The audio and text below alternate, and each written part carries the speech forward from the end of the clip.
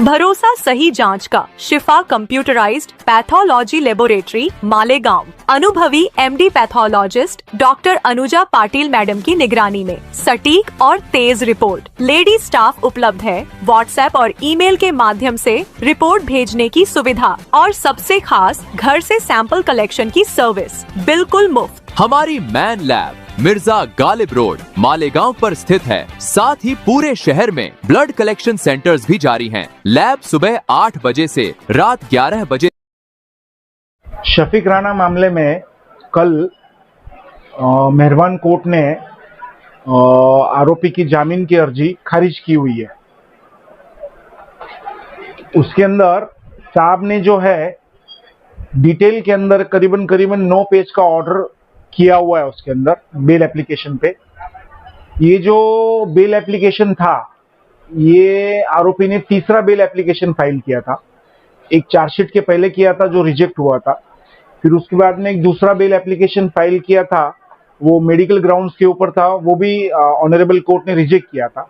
और ये वाला जो बेल एप्लीकेशन था ये आफ्टर चार्जशीट वाला था और इसको भी ऑनरेबल कोर्ट ने मेरिट्स के ऊपर रिजेक्ट किया हुआ है।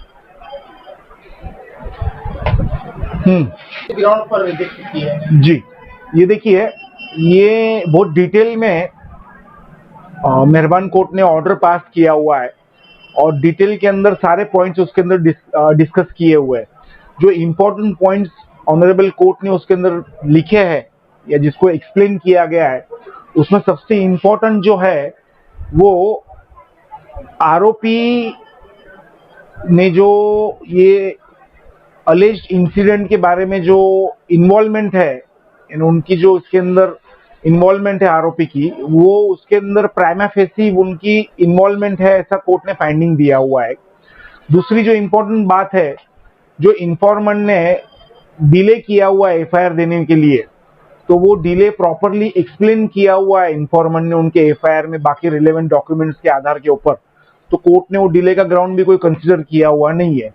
तीसरी जो इम्पोर्टेंट बात इसके अंदर है कि जो एक पुलिस ने पूरा इन्वेस्टिगेशन करके जो सारी बातें, जो सारा एविडेंस कलेक्ट किया हुआ है, ये एविडेंस कलेक्ट करने के बाद में इसमें जो आरोपी है इसका प्राइमा फेसी इन्वॉल्वमेंट है, ऐसा कोर्ट ने उसके अंदर लिखा हुआ है, जिसके अंदर सारे विटनेसेस के बयान आ गए, जिसके अंदर सारा मेडिकल एविडेंस आ गया, फिर साइमल्टेनियसली जो सर्कमस्टेंशियल एविडेंस है वो सारी बातें हैं। तो कोर्ट ने इसके ऊपर डिटेल फाइंडिंग दिया हुआ है उनका बेल ऑर्डर के अंदर। और उसके बाद में इसके अंदर जब बेल की सुनवाई हो रही थी तो जो मूल फिरियादी है उन्हें अचानक से हाजिर किया गया, ऐसा उसके अंदर लिखा हुआ है। तो उन्होंने एक पुरशीस फाइल की थी कोर्ट के अंदर, तो वो पुरशीस मेहरबान कोर्ट ने रिकॉर्ड के ऊपर नहीं ली है। इसके अंदर जो विक्टिम है, जो मूल फिरियादी है, उन्होंने पुरशीस देने के बावजूद, उन्होंने जामीन देने के लिए उनकी रजामंदी दिखाने के बावजूद कोर्ट ने इसके अंदर डिटेल एक ऑर्डर किया हुआ है वो बुनियाद से कि ये जो इन्फॉर्मेंट थी इसके जो पुरशीस है ये उसने अचानक से कहां से फाइल की, उसने उनके जो वकील साहब है उनको देखिए उसके बारे में कोई मालूमात नहीं दी है। आर्ग्यूमेंट चल रहा था हम सब लोगों का, वो पीछे अचानक से खड़े हो गए और उन लोगों ने उन्होंने वो कागज दाखिल किया था। उसके अंदर उसकी शनाख्त हो सके उसके लिए उसने कोई आइडेंटिफिकेशन प्रॉपरली कोर्ट के सामने करवाया नहीं था। तो कोर्ट ने वो जो पुरशीस दी थी मूल फिरियादी ने यानी इन्फॉर्मेंट ने, तो उसको ग्राह्य धरा नहीं है, उसको उन्होंने बिल्कुल लीगल पैरामीटर्स के अंदर वो बिल्कुल वो आती नहीं है, इसलिए कोर्ट ने उसको कोई कंसिडरेशन दिया हुआ नहीं है उनके ऑर्डर के अंदर। और लास्टली जो इन्वेस्टिगेटिंग ये जो पुरशीस आने के बाद में कोर्ट ने बोला था आयोग को कि आप इसके ताल्लुक से इन्वेस्टिगेशन करिए, तो कोर्ट ने एग्जिबिट 16 के ऊपर पुलिस ने उनका जवाब दाखिल किया हुआ है। तो उसमें उन्होंने लिखा हुआ है कि ये जो मूल फिरियादी इन्फॉर्मेंट है ये मिल के नहीं आ रही है, उसका मोबाइल बिल्कुल रीचेबल नहीं है। तो ये सारी बातें जो है, तो इसके अंदर कोर्ट ने ऐसा दिया हुआ है कि शायद ये फरियादी को बहुत प्रेशराइज किया गया है, उसको वहां से सरका दिया गया है, या फिर वो कोर्ट के सामने सच्चाई बोलने के ताल्लुक से वो बरोबर से बोल नहीं पा रही है। अभी वो क्या वजह है वो मूल फिरियादी और इन्फॉर्मेंट को ही मालूम होंगी। तो कोर्ट ने इसके लिए वो आयोग का जो से था इसके ताल्लुक से उसको भी कोर्ट ने मद्देनजर रखते हुए उनका जामीन अर्जी खारिज किया हुआ है। और कोर्ट ने आखिरी के अंदर दो बातें बोली है जो हमारे सीनियर बोलेंगे। यहाँ ये लगाना पड़ेगा हाथ। फरियादी जो है जी वो मिल नहीं रही है, ऐसा आयोग का कहना है क्या? जी फरियादी जो है उसको नोटिस निकाली थी कोर्ट ने।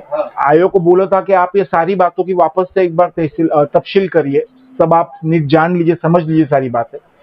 तो पुलिस कई बार उनके जो एड्रेस दिया हुआ है एफआईआर में, वो ताल्लुक से पुलिस कई बार वहां पर गई। उन्होंने उनके कानूनी दायरे के अंदर रह के उन्होंने सारी मालूमात जमा करने की कोशिश की थी, लेकिन ना ही उनका फोन लग रहा है, ना ही वो वहां पर मिल के आ रहे हैं, और ना ही आजू बाजू वाले या उनके जो भी रिश्तेदार लोग रह गए उनको पूछताछ करने के बावजूद ना ही उनका कोई पता मिल रहा है। तो कोर्ट ने इसलिए डिटेल में कहा है कि ये सारी बातें जो सर्कमस्टांसेस आए हुए हैं, इससे भी लगता है कि शायद फरियादी से कुछ ना कुछ उसके ऊपर प्रेशर लाया जा रहा है, उसको सच्चाई बोलने के लिए, उसको सच्चाई सामने नहीं आनी चाहिए, इसलिए उसको कहीं तो भी उसको बोलते हैं ना कि कहीं तो भी बाजू में करवा दिया है जिससे उसको उसका कोई ट्रेस लगे नहीं। तो ये सारी बातें भी कोर्ट ने डिटेल में कंसीडर किया है उनके बेल एप्लीकेशन में, बेल के ऑर्डर में। अभी मालेगांव में उनकी मालेगांव कोर्ट के अंदर सारी बेल जितना चांस था वो रिजेक्ट खत्म हो चुका है या अभी बाकी है, या अगर खत्म हो गया तो क्या हाईकोर्ट में जाएंगे? वो हाईकोर्ट में क्या मामला होगा?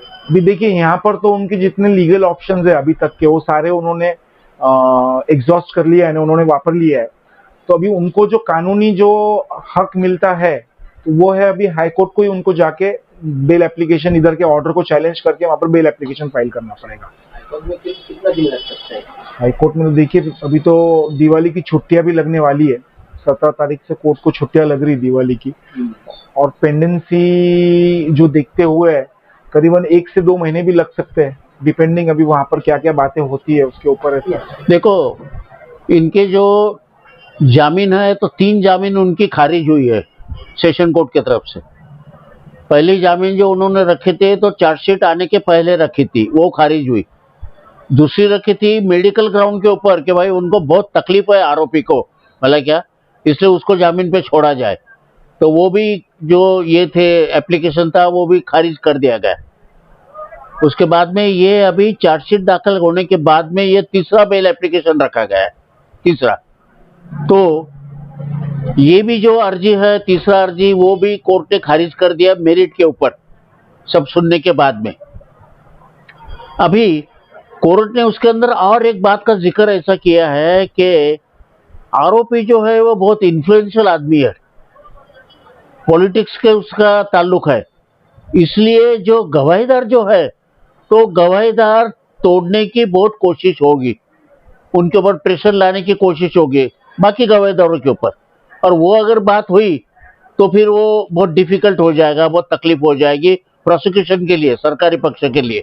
इसलिए साहब ने ये भी बात का जिक्र करते हुए ये महत्व के मुद्दे के ऊपर भी ये जामीन अर्जी नामंजूर किया कि बाहर छूटे तो ये बराबर जो सच है वो सामने आएगा नहीं, और विटनेसेस जो है जो भी, तो वो अब उनके बाजू से फरियादी के बाजू से वो गवाही देंगे नहीं, और इसलिए ये सब बातों का ध्यान में रखते हुए नामंजूर किया और जल्दी से जल्दी ट्रायल चलाने का कोर्ट ने हुक्म दिया हुआ है।